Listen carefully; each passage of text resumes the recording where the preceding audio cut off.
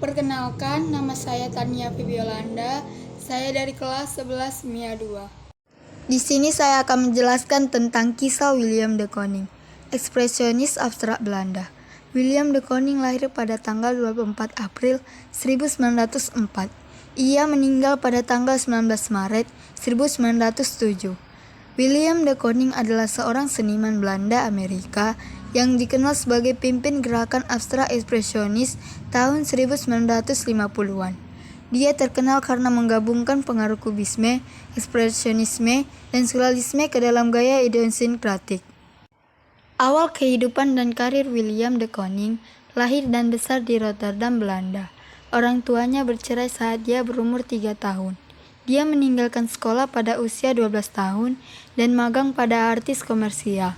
Selama 8 tahun berikutnya, ia mendaftar di kelas malam di Akademik Seni Rupa dan Ilmu Terapan Rotterdam, yang sejak itu berganti nama menjadi Akademi Willem de Kooning. Saat berusia 21 tahun, de Kooning melakukan perjalanan ke Amerika sebagai penumpang gelap di kapal kargo Inggris Sally. Tujuannya adalah Buenos Aires, Argentina, tetapi de Kooning meninggalkan kapal saat berlabuh di Newport News, Virginia. Dia menemukan jalannya ke utara menuju kota New York dan untuk sementara tinggal di rumah pelaut Belanda di Hoboken, New Jersey. Beberapa waktu kemudian, pada tahun 1927, Willem de Kooning membuka studio pertamanya di Manhattan dan mendukung karya seninya dengan pekerjaan luar dalam seni komersial seperti desain jendela toko dan periklanan. Pada tahun 1928, ia bergabung dengan kolonial seniman di Woodstock, New York, dan bertemu dengan beberapa pelukis modernis papan atas saat itu, termasuk Arceli Gorky.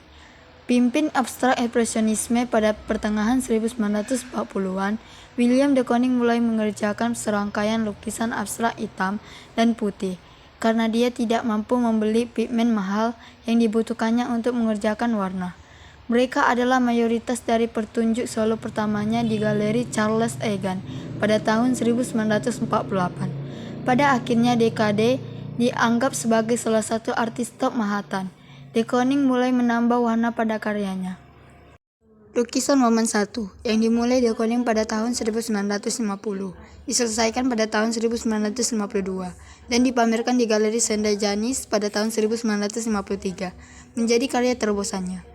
Museum Seni Modern New York membeli karya yang menegaskan reputasinya, karena de Kooning dianggap sebagai pemimpin gerakan ekspresionis abstrak.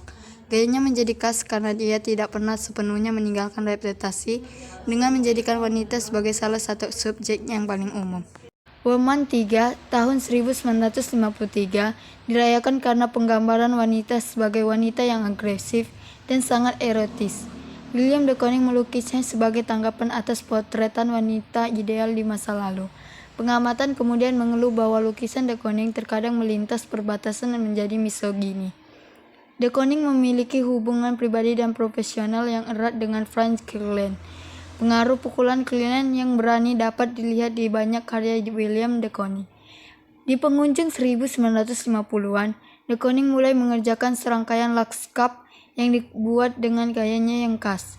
Karya-karya terkenal seperti 4 Juli tahun 1957 dengan jelas menunjukkan pengaruh Kline. Pengaruhnya bukanlah transaksi satu arah.